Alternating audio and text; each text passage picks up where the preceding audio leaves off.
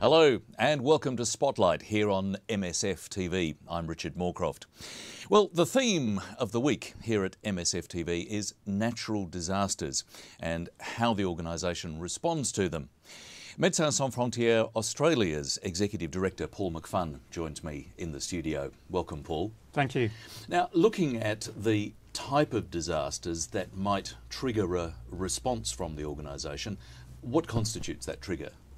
Well, I guess we're largely visible or known for the large-scale natural disasters that will impact a country and rapidly overwhelm the capacity that country has to respond to the needs of the local communities that are caught up or displaced, affected by that disaster. So we're talking about the classics we see, the tsunamis, large-scale flooding, earthquakes, particularly volcanic activity, things of this nature, things that Australia is also very aware of because they occur quite often here in the region.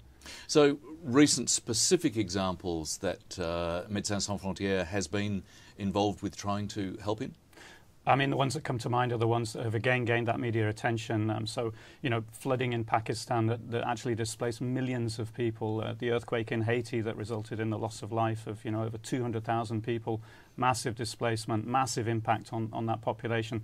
Those are some of the large-scale classic disasters.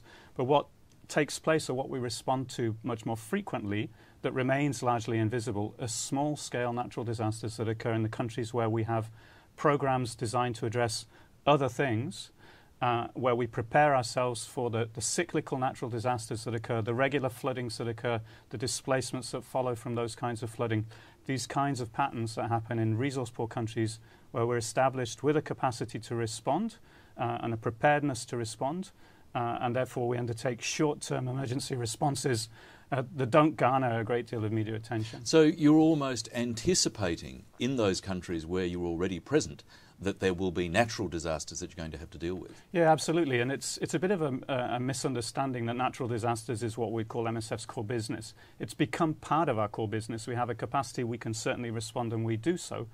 But we don't design projects around responding to natural disasters, or very, very rarely. So we're in a range of countries, 60 to 70 countries today worldwide. Many of those countries are vulnerable. When we have a program in a country, one of the things we do is map out what those vulnerabilities are. We undertake what we call an emergency preparedness risk assessment. And by identifying the risks that could affect that country, we know what contingency plans we need to build into our operations so that at any given time, should one of these natural disasters occur, it won't take us completely out of the blue. So, for example, in Nigeria, we know we will face certain types of natural disasters. They're very common. Flooding is very common. Therefore, what do we need to respond to flooding? What kind of size population would be estimated would be affected? What kind of contingency stock do we need to ensure we have in place? What kind of contingency management? What kind of contacts, networks? Who do we need to be in touch with? How do we do the most we can so that when a natural disaster happens, we're not taken by surprise? And quite the reverse, within 24 hours we can mobilise a response. But when you say that that Médecins Sans Frontières is not particularly focused or specifically focused, not set up, initially and primarily to deal with natural disasters, does that mean that you are doing things that are different in a natural disaster scenario to your more usual work? Well, I think what comes out of natural disasters is that the needs are often very different. Now, again, a misunderstanding with many natural disasters is that there'll be this immediate medical emergency. And that's very rarely the case. Now, in the case of an earthquake, and let's be clear, earthquakes are quite rare. So, Haiti, there would have been a lot of immediate need, wouldn't there? And therefore, Haiti and the earthquake that took place in Haiti is really an exception. I mean, it took place not only with a severity in terms of the shock, but it took place and affected a capital city. And that's what's unique about the earthquake in Haiti. It didn't happen in the countryside where it affected a number of communities. It happened in the capital city, where over 3 million people live in very insecure and unstable infrastructure. And yeah, as we know, 60% of that infrastructure was destroyed in minutes. So the impact, of course, was a massive loss of life. The secondary impact was an enormous number of people with injuries, traumas from crush injuries. And those kinds of things present very complicated types of medical it constitutes quite a complicated type of medical emergency that really needs very, very rapid and actually quite sophisticated care. So we're talking surgery. And to try and introduce that into any emergency is, of course, challenging. You need a lot of infrastructure. You need to bring it in a very organised way. But to do it into a city that has actually been destroyed, where your own program and projects, we had many hospitals in Haiti, those hospitals were also destroyed or damaged, therefore became unsafe to use. That overlaid a much more complicated scenario, and that therefore Haiti stands out as being a very unique scenario, but certainly not a scenario that couldn't happen again. But the scale of something like Haiti, or the scale of the floods in Pakistan, for example, are so huge, and yet things happen so quickly. How difficult is it to be able to scale your response immediately enough to that level? Well, it's hugely challenging. I mean, for any organisation, we consider ourselves to have an enormous capacity, and as an organisation, we plan for emergencies every year. We don't know what they're going to be. They're usually medical emergencies, so outbreaks of infectious disease. It might be conflict-related displacements, refugee crisis, but also natural disasters. So, we know that in a given year, certainly a considerable percentage of what we do will actually be unplanned emergency activities. Therefore, we organise ourselves to have units of expertise that can respond to a range of different types of emergencies. We've organised ourselves over the years that we've grown to become the organisation we're known as today, to have an incredibly sophisticated logistics capacity, designed and tailored to address different emergency scenarios, to the point where we've even created a kind of kit approach to different kinds of emergency scenarios. So let's get down to the nitty-gritty of some of those kind of different emergency scenarios. We've talked about, say, the big floods of Pakistan, or the earthquake of Haiti, but you also mentioned some of those smaller situations where you already have personnel on the ground. Give us an idea of actually some of the practical problems that you might have to respond to. Well, the first problem is information. I mean, it can be very difficult in many of the settings where we work to clearly know what has actually taken place, who has been affected over what, geographical coverage. Often with natural disasters, of course, the first thing that's affected is the infrastructure. So that also includes roads. Transportation can be hugely challenging. So simply being able to deploy a team to do what we call a rapid health assessment, or a rapid assessment of the emergency, that in the nature of a natural disaster is usually very, very difficult. So you can't simply use the means that you would normally access a region because they're no longer accessible. So you have to deploy other means to try and get in. That's very often by air, so you need to find and secure the support that you need. It's not the sort of thing that we just keep on standby to be able to actually get out there and assess what really is taking place. And this is where having a clear knowledge already of a given country is a huge advantage, and where you can prepare yourself in advance by clearly already knowing the country to a great extent, having contacts, having networks, and being able to rapidly exchange that kind of essential information. Without information, it's very, very hard to know who's affected exactly where, and therefore, what are your priorities? What in your list of priorities are the most immediate things you need to address? And I imagine that there must be an enormous amount of coordination. I mean, not only within your own staff and the volunteers who are helping you, but with the authorities of the country concerned, and with other aid organisations that are also coming in trying to help. That must be both an important but quite a difficult thing to do. Yeah, absolutely. And again, if we look at large-scale emergencies and large-scale natural disasters, because of the media attention, it generates a mass interest in providing support. You see an outpouring of support to these kinds of emergencies, but you also see an enormous number of organisations that try to mobilise themselves to do their bit. And very often then you see in large-scale disasters a huge number of organisations arriving that have never worked in that country before, have very little information, have varying capacities and experiences or skill sets, very often can actually contribute only in a very small way. And it's not to say that isn't important in and of its own right, but in terms of coordination, to go back to the core question, coordination can rapidly become an incredibly complicated endeavour for anybody to undertake. And Médecins Sans Frontières is a fiercely independent organisation. Doesn't that have problems of its own? Well, we are a fiercely independent organisation, but for a reason. Now, we're not against coordination. We're certainly not against communication. We uphold that, as everybody does, as essential for the management of any disaster or any emergency.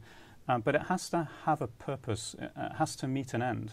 And the end that it has to meet is clearly ensuring that all of the goodwill and all of the resources and capacity that may be available is actually put to the right use on the ground on behalf of the population that's the victim of the natural disaster.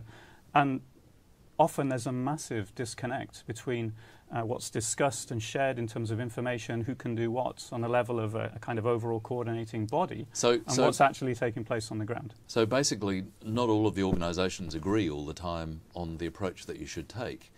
If you have a body like the UN, for example, going in and trying to oversee things, do you always see eye to eye with them? Not necessarily, and I don't want to criticise them for the way they undertake trying to manage coordination, because it's almost an impossible endeavour in a scenario like Haiti that went from having 30 or 40 organisations with a skill set in this kind of thing, managing emergencies, to 6,000 organisations claiming to have a legitimate role in the response to the earthquake. I mean, it becomes largely impossible for anyone to really coordinate that. But the core issue that we have is, yes, for sure, there needs to be platforms in order to manage information exchange. Now, under the UN system, they are clustered around particular areas of expertise. So, for example, a health cluster or a water and sanitation cluster. And there's nothing wrong with that approach. It's very good. But we find very often that those clusters and those platforms, they tend to almost have self-serving purpose. The objective in and of itself shouldn't simply be information exchange, coordination and communication on the level of a cluster of organizations. It's not about the organizations themselves. It's about how that then translates into achieving a better outcome or better result for the population that's affected. And if we find that we're dedicating so much resources simply to try and maintain a level of coordination and communication that's somehow demanded of us or is expected in those kinds of scenarios, that it takes us away from our primary responsibility, which is actually to have a thorough understanding of what's going on, be able to manage our own internal organization and coordination, which in the case of Haiti was an enormous endeavor. I mean, it was a massive responsibility and a massive job for us to undertake. Then we're concerned. And therefore we see the legitimacy of these kinds of coordination forums, but we don't necessarily see the outcomes that we would like to see from them. So it's pretty much an ongoing battle each time you have a major crisis of this sort. Actually, how to work with other aid organisations and perhaps international bodies like the UN is a continuing challenge. Yeah, absolutely, and everybody serves an important purpose. No, I mean that's very clear. I fully understand what the role and the mandate of the UN or UN OCHA in this case, coordinating body for humanitarian affairs. They have a very clear and important, significant role, and they can provide information and mapping and ensure that that's systemized and accessible to organizations. It's an essential role, and it's a very important one. But where does coordination around one given population in that disaster, where does it take place on the most effective level? It takes place in that camp where you have 5 or 6 organizations that pretty much know what they're doing. They get together, they share the pie, they say, okay, I'm doing this, you're doing that, we're doing that. You divide it sectorally, or you divide it by areas of competency and expertise. So we'll work alongside other organizations, often doing very similar things, water and sanitation, and we will quickly agree with a cluster of a small number of organizations in a very particular context addressing a particular population's needs. Who's doing what, who has problems with what can we share, who doesn't have this, who needs that. And that is a much more effective, practical, pragmatic kind of reaction to coordination. And that's where we see our primary responsibility. We should be putting time into that. And our secondary responsibility is elevating this kind of information flow and coordination to a national level, where, again, of course, it's important, but very often the further away you remove yourself directly from that population, the less clear the outcome and the objective of that coordination ultimately is. So let's zoom back into one of those camps that you mentioned, a really specific place trying to deal with really specific problems. Obviously there's a range of problems you have to deal with natural disasters, but give us a sense of what the actual practical problems are that Médecins Sans Frontières might have to deal with. You know, you mentioned water, you mentioned the amount of literally operations on people that needed to be carried out in the Haiti earthquake. What are the other practical things that you're doing in disaster areas? Yeah, so I mean the primary ones, of course, is people generally lose their livelihood. That means their shelter. So, you know, people are massed in locations they don't have anything. They're traumatized. They have no shelter. They have no access necessarily to food or water anymore. They become in a much more vulnerable condition fairly quickly. Something of a misnomer is that they're then suddenly exposed to, you know, high health risks that they weren't exposed to before. That's not generally the case, not in the immediate aftermath of a natural disaster. That's something that builds progressively. So the primary things to address, shelter, food, water, and then basically what you're trying to do is build the capacity among a population that's displaced in this difficult situation to actually prevent that the situation gets worse than it already has. So it's about meeting their immediate needs, helping them organize themselves in such a way that you can start to prevent the likelihood and the possibility that other risks in this new vulnerable situation will start to unfold on top, such as outbreaks of infectious disease, outbreaks of cholera, this kind of thing that we fear will happen, but very rarely do in the first week of following a natural disaster, unless it's a problem that was already endemic and they already were let's say, living with or struggling with before the natural disaster took place. So if it's a large-scale natural disaster, you may need many people on the ground. Do you use people who are essentially volunteers who are already there, or does there need to be a huge influx of your own staff into that country? Yeah, I mean, very often both. I mean, what we tend to need is people that have an experience working with MSF, largely our international staff, but also clearly our core employees, which are our national staff from around the world. So people that know how to deploy the systems and that we have and the capacity that we have available. So yes, we will put a large number of people in, people that know how to coordinate, rapidly respond, rapidly scale up the kind of assistance that we can deploy. And over time, we will then recruit locally people to help then support the development of those kinds of programs and those kinds of activities. So if we're doing water and sanitation, that involves a whole range of things, bringing in water tanks, doing chlorination, maybe identifying new water sources, ensuring that the water people are going to drink is safe, ensuring that they have the means to take good, clean water from a source back to their house without it then becoming contaminated en route. So providing all the kinds of classic things, jerry cans, cooking equipment, soap, hygiene and hygiene practices is incredibly important in that kind of environment. So an awful lot of what you have to do is also educate the general population around how to minimize the risks they're now exposed to through or just good practices, even though the circumstances they're living with are very difficult. And a lot of that can be done by using the local community themselves to do those kinds of things. In the case of sanitation, you need to build latrines. You need to convince people that they need to use latrines to try and reduce the risks of creating an environment where outbreaks of infectious disease could start to spin off, etc., etc. So it's a combination of both. So there's sometimes, well, in fact, there are often very basic practical things that need to be done. I guess most people would tend to associate your organisation with doctors, because that's very much the name of the game, literally. Yeah. But it's so much broader than that. Absolutely, and we're talking natural disasters here, and that's a point I think is important for people to understand. We always bring a medical response. To be very clear, of course we'll bring a medical response, and so we will set up a hospital or a clinic or outposts, outstations where people can be treated, particularly first aid. Often it's small injuries that people are suffering from. But the interesting thing is, the core work that we will have to do following most natural disasters is what other agencies are also doing. It's about water, shelter, food, and about minimizing the risks that medical problems are going to emerge. Having said that, we'll always establish a medical capacity, absolutely. But interestingly, what we'll see, I mean, with the exceptions of the earthquakes and crush victims, etc., what we'll see is that the population come with a range of medical problems that are completely unrelated to the natural disaster. Now, very often natural disasters occur in developing countries in resource-poor settings, often in settings where people had virtually no access or very poor access to healthcare. So you get this bizarre situation where suddenly people have access to free, quality healthcare in a place they never had it before. And so very quickly you can get overwhelmed with people coming with all sorts of ailments that are completely unrelated to the natural disaster, but in and of their own right are very important to address.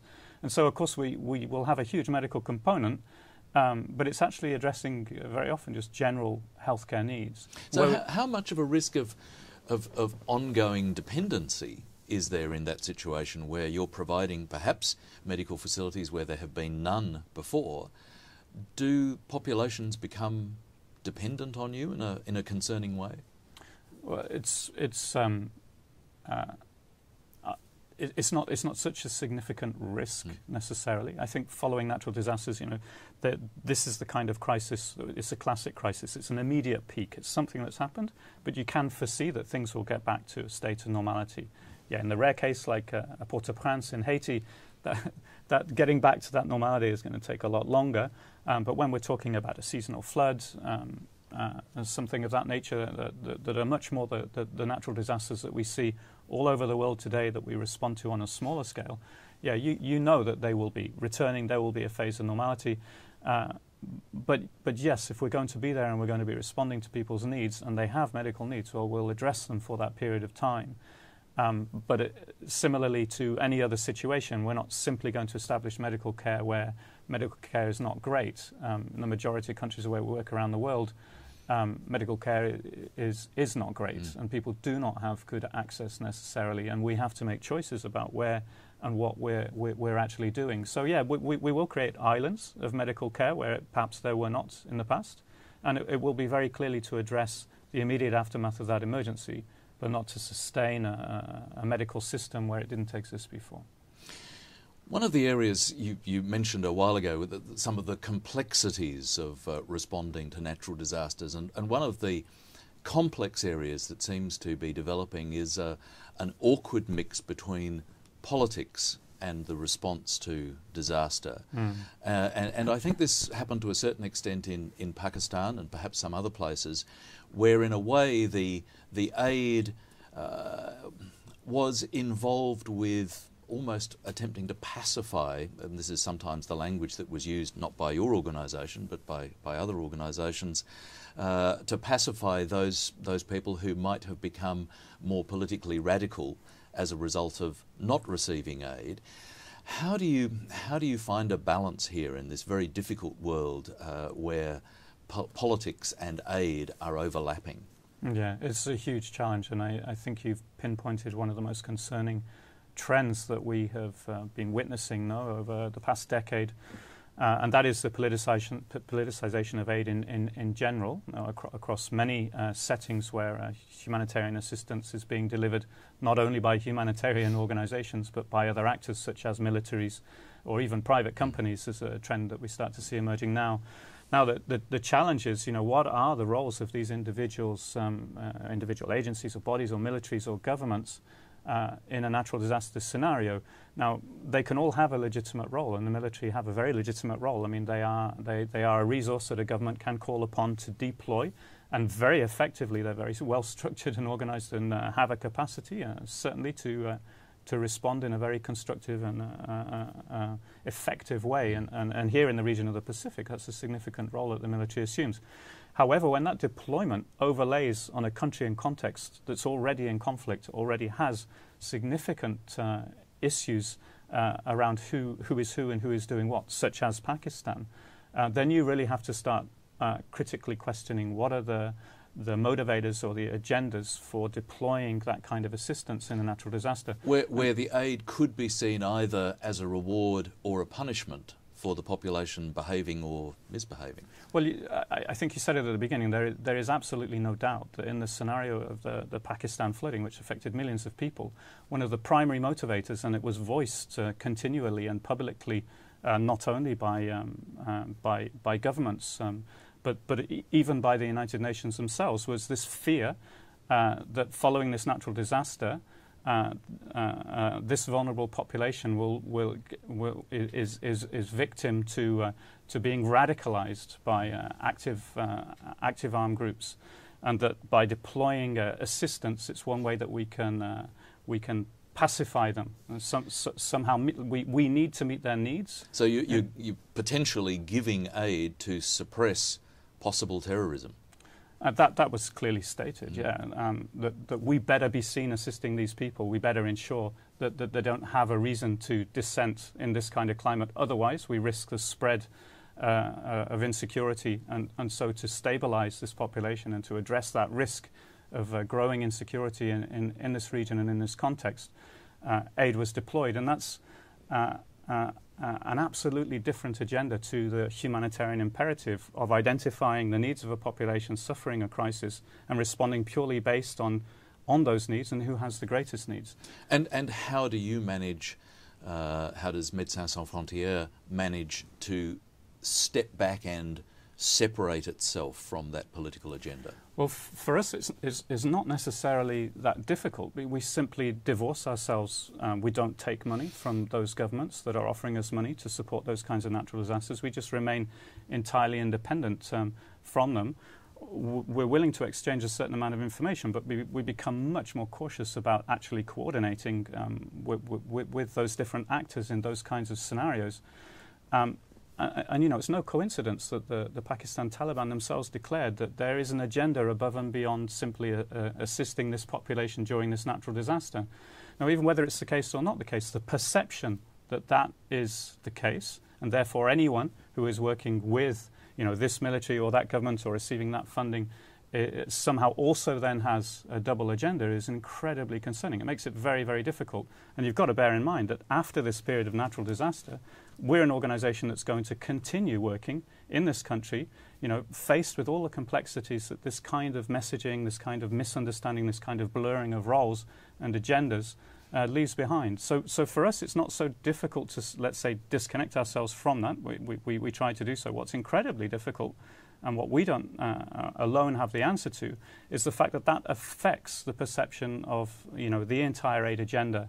And we are an aid organisation, and by, you know, simply by having these kinds of mixed agendas, these kinds of, you know, clearly and publicly spoken fears around the need to, you know, bring in aid in order to do something over and above simply assist that population, it creates an environment that is then very, very difficult for us to work in. It's very, very difficult for us to then distinguish ourselves as not having those other agendas and being simply true to having a medical mission to be by the bedside of patients, basically addressing their medical needs.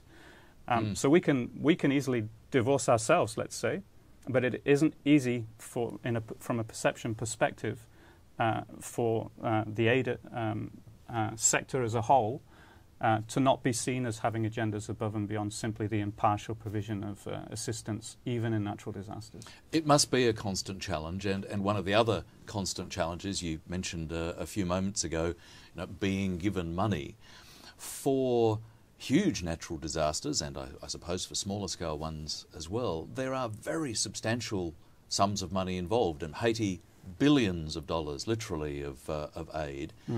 How important is accountability, and how does Médecins Sans Frontières deal with accountability for its donations? Accountability is hugely important, of course, for all organisations, and of course we're no exception. Aid accountability is many things. What it ultimately is for us is we need to be accountable to the population that we have offered our assistance to. We need to be accountable to them for what we can offer them. So if what we're offering a population affected by a disaster is quality medical care, then we have to be accountable to ensure that what we provide meets a kind of standard that they deserve and have a right to expect from us. And that's an incredibly challenging thing for us to do in many settings. So our primary accountability is clearly to the population that we assist and to the authorities of that country that have a responsibility over that population. Our secondary responsibility is to clearly to our donors who provide us with the means to actually ensure this assistance can take place. And for MSF, I mean, 90% of our donors are private donors. There's people like you and me off the street that, you know, choose to support Médecins Sans Frontières for what it can do. And then there's the institutional frameworks of accountability, and those institutional frameworks of accountability can range, you know, and quite complex agreements and conditions around which money will be given to you to do a particular thing. And in there's an entire agenda internationally around you know, what standards of accountability need to be put in place, what minimum standards should be adhered to in each individual kind of activity. There are manuals on good practice, and there are indicators of how you can achieve the best practice with any given activity. And international or institutional donors, governments, will expect of you significant reporting, structured information exchange, where you demonstrate that you've met certain minimum standards in the delivery of the assistance that you gave. And none of these, there's nothing wrong with these frameworks. Of course, they're very important. But I think it's essentially important that these frameworks hold us to account in order to achieve the best we can for that population, rather than in order to evaluate, you know, what was the cost per dollar of providing assistance here versus there, and many of the other kinds of analyses that are made from these kinds of accountability frameworks. Well, you've given us some fascinating insights. Paul, thank you very much. No, thank you. And thank you for watching. Join us next week when Monica Attard will be speaking with Médecins Sans Frontières Country Project Manager Ivan Gayton, discussing next week's theme, Neglected People. If you want to join the discussion, use the hashtag MSFTV on Twitter, or of course you can leave your comments on Médecins Sans Frontières Australia's Facebook page. I'm Richard Morcroft. For now, goodbye.